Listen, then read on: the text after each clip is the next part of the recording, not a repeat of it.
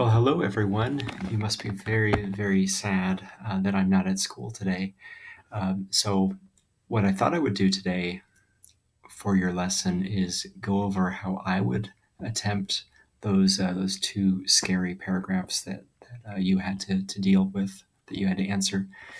And boy, I gotta admit, close that. I think it was a lot harder for a lot of you than I thought it would be. So I'm going to try to go over this. I'll do the best I can. I've had some really good conversations with a number of you, and I hope that uh, as of now you could probably write a better paragraph now than you could have a couple weeks ago. And we can look at it this way: in a couple weeks from now, you should be able to do this task much more easily. But we're going to keep practicing because I don't want to teach you next year. Don't be offended. Okay, so remember for this question, what are the qualities of a good employee? I gave you the topic sentence. Okay, now I did say if you didn't want to use this topic sentence, you could come up with your own. But I thought, since this is sort of new for some of you, I could give it to you. So I don't remember if I said a good employee should be honest and responsible, or if I said responsible and honest. It doesn't really matter. But here's my topic sentence. And this time, I'm going to get really fancy and color code it, okay, just to help you out. So this is my topic sentence, and I'm calling it a two-part topic sentence, okay? And so this time, what I'm going to do is start with all my ideas about being honest, okay? So a good employee should be honest and responsible. Now I'm going to color this red because that's how fancy I am, okay? So I could say something like, remember, my personal favorite is first and foremost, but we could do some others. First of all, okay, a good employee, so I could change that to good employees. Or how about something like this, respected employees? Do you like that better? Of course you do. Respected employees should be honest. So I can say the same thing again. I can say, first of all, respected employees should be honest. Or I can be really fancy. Someone who's honest is someone who always, say it with me, tells, come on, say it with me, I can't hear you, good job, truth, right? That is the same idea. I'm pointing, but you can't even see what I'm pointing to. That's the same idea as being honest, right? Am I right or am I right? You're right, Mr. Laing. So a good employee should be honest and responsible. First of all, respected employees, good employees, always tell the truth, okay? So now I can come up with an example. Now, real easy transition that you guys know is for example. For example, okay? And now here's where we do those positives. Okay, so maybe my neighbor, oops, spell it correctly. All right, what should his name be? How about Charlie? Okay, so my neighbor, comma, Charlie, comma, got that a positive in there if your next word is a verb. And we're talking about being an employee. Employees always work somewhere, right? So let's say that he works at, give me a place. I'm kind of bored with Walmart. He works at, I don't know, I'm kind of hungry, at Arby's. You like Arby's? No. I don't know that much about Arby's. He works at Chick-fil-A. I might spell it wrong, but that's okay. I think it's like that. Chick-fil-A. Do you like Chick-fil-A? I sure do. Okay, and so remember, my main idea is that he's a what? He's an honest employee. Okay, so everything that I say about Charlie is going to have to do with his life at work, okay, and how he is honest, okay? So I'm going to say this. Charlie is very much appreciated by everyone. We understand appreciated. Okay, this is a passive voice, right? Who appreciates it? Appreciates him? Everyone. Charlie is very much appreciated by everyone at his work because he is so honest. Okay, so now I can give an example. Like this word recently. Recently, let's see. what would be an example of how you could be honest? How about if I can imagine somebody maybe leaving a wallet full of $100 bills at the table. Okay, and then maybe Charlie finds the wallet, and I know for me, because I'm not so honest, I would go, ooh, that's a lot of money in there. I'm going to keep that. Okay, but Charlie is very honest. So what did he do? He called the owner. He looked for the phone number in the wallet. Maybe he looked for some identification. He called the owner, and he said, "Hey, you've got lots of money that you left at the restaurant. I'm keeping it for you, and I'll give it back to you when you come here." That's honest, right? And good employees are honest. Bad employees lie. They steal, right? So recently, let's just tell us the story, okay? A customer, how about accidentally left a wallet full of $100 bills at his table. Okay, so then I can use a white bus. So while Charlie was cleaning the customer's table, right? Yay, we could use the past progressive. Are you as excited as I am? While he was cleaning and cleaning and cleaning the customer's table, he found the wallet. Okay, let's make him extremely honest. So he didn't even hesitate, right? So we can say without even hesitating. Now, if you don't know hesitating, that means thinking, what should I do? I mean, I could use the money. This is a lot more money than I'm going to earn this whole day or even this whole week, right? But Charlie's very honest. Without even hesitating, he looked for the customer's phone number and called the customer.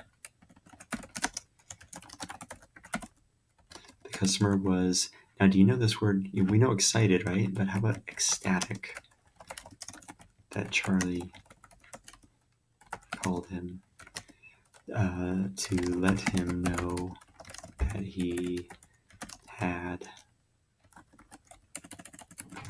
left his money there. You like it? Okay.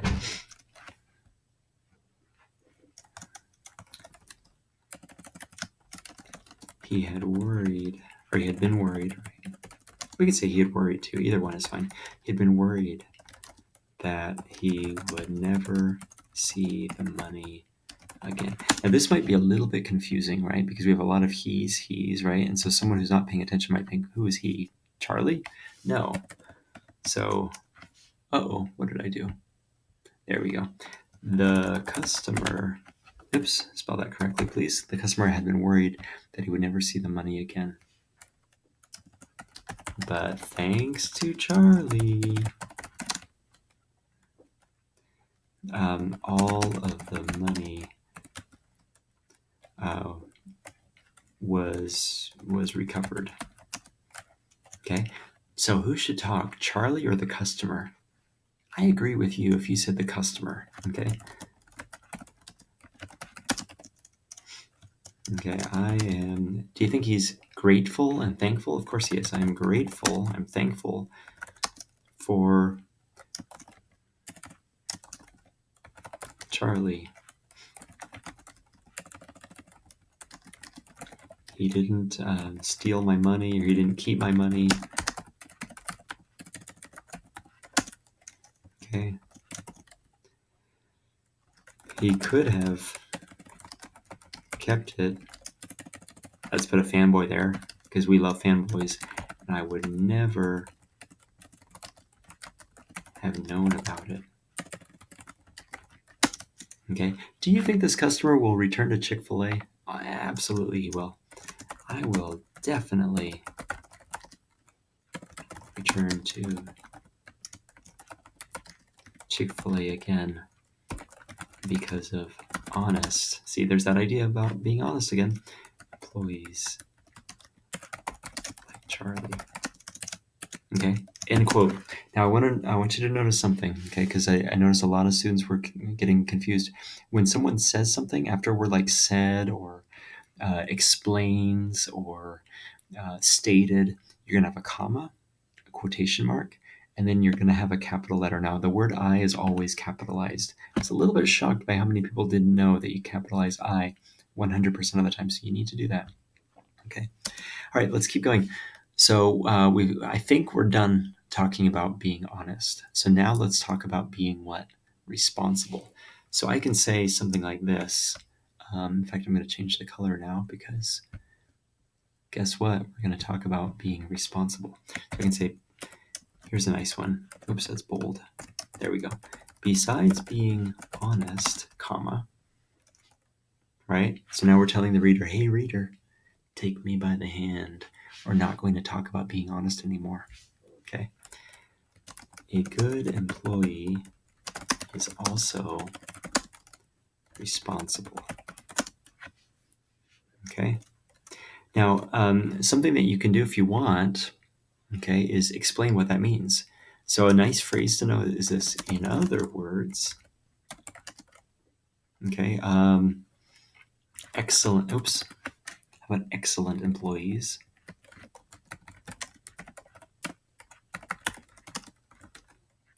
do what they are supposed to do.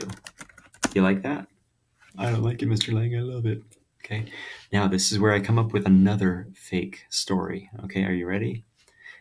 Who should we talk about? Let's talk about my cousin. And we had a boy, so let's have a girl now. Let's call her Nancy. So my cousin, Nancy.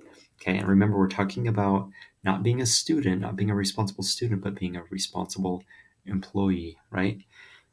So she works at how about Albertsons grocery store? Okay. I'm getting the little squiggly red line, but don't worry about it. It's just oh,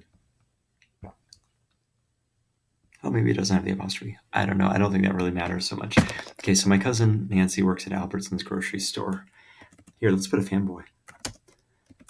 And her managers and coworkers marvel. You know Marvel, like Marvel Comics, right? But marvel is a great verb, and it means something makes you say, wow. So they look at Nancy and they go, wow, she is so responsible.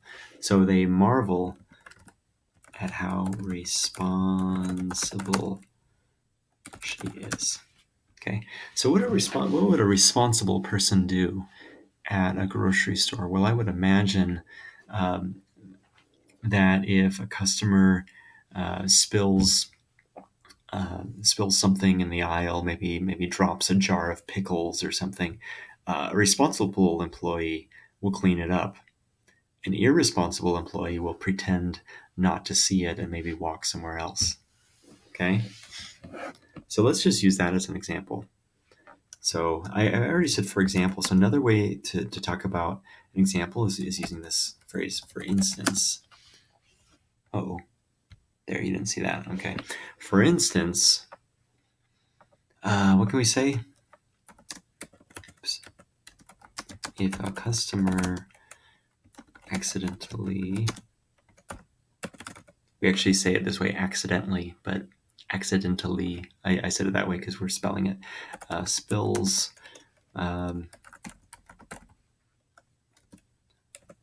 something,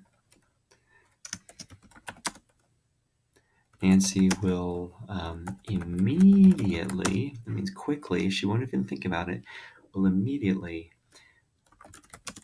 clean it up. Okay?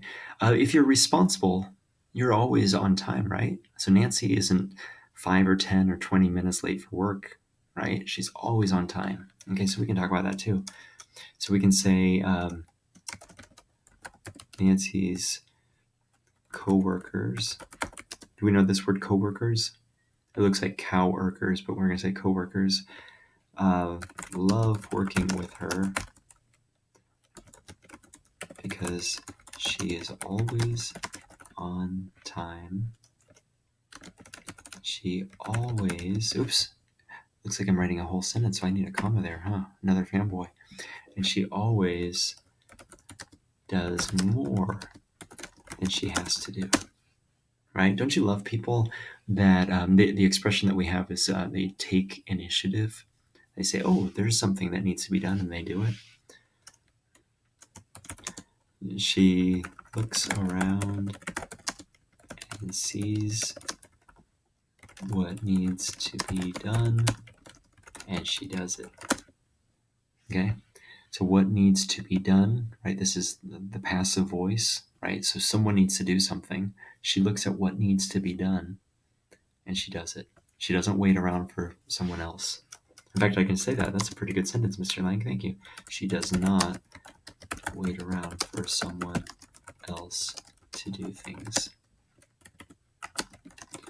And she never thinks that she is too good to get things done. Does that make sense to you? I hope it does. Okay, so let's, we can have Nancy talk. That's probably pretty easy.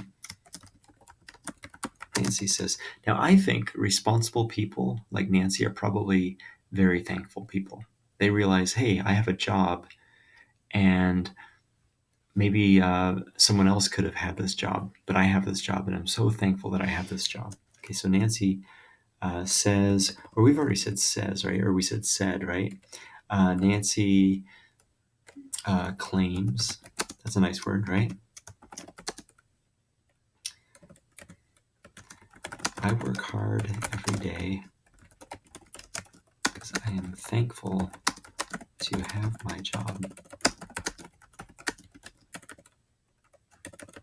Okay, so working hard is my way of thanking my boss for hiring me. Okay, maybe you've never had a job interview before, but if you do have a job interview, you know, someone asks you some questions, you answer the questions, and a lot of people will lie and they'll say, oh, I'm the most responsible person you've ever met. And then they get the job, and then they're pretty lazy. But Nancy has a very nice attitude. She says, I work hard, and this is my way of thanking the person who hired me. The person could have hired someone else, but he or she hired me. Working hard is my way of thanking my boss for hiring me. And maybe it makes the time go by faster, right? When you just sit around and stare at your phone or at the clock, the day goes by really, really slowly. Okay, and it makes the time go by faster. Okay.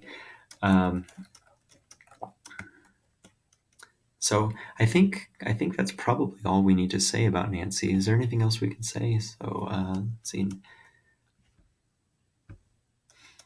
Maybe we could say this: if only means I wish, right? If only more employees had this same attitude.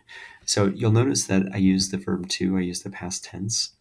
This is what we do with wishes, and we will talk about this later this semester. I'm not sure if we'll get it done before or after Rosella, but this is called the unreal conditional. It just means I wish something were true. Okay, so again, we use the past tense. If only more employees had the same attitude.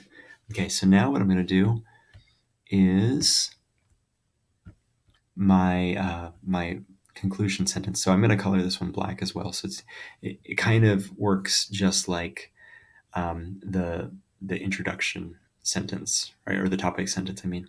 Okay, so clearly, indeed, truly, obviously. I like indeed. Do you like indeed? Okay, indeed. Now, I noticed a lot of people did something that I really don't like. Indeed, these, or sorry, this is my opinion.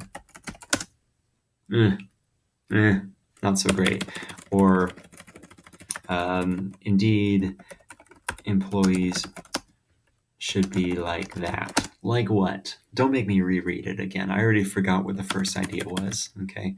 I would say something like this. Indeed, employees should be. Now, if you want, you can tie this back to your stories. So they should be honest. Oh, what did I do? I hate when that happens. There you go. They should be honest, like who was honest? Charlie. And responsible, like Nancy.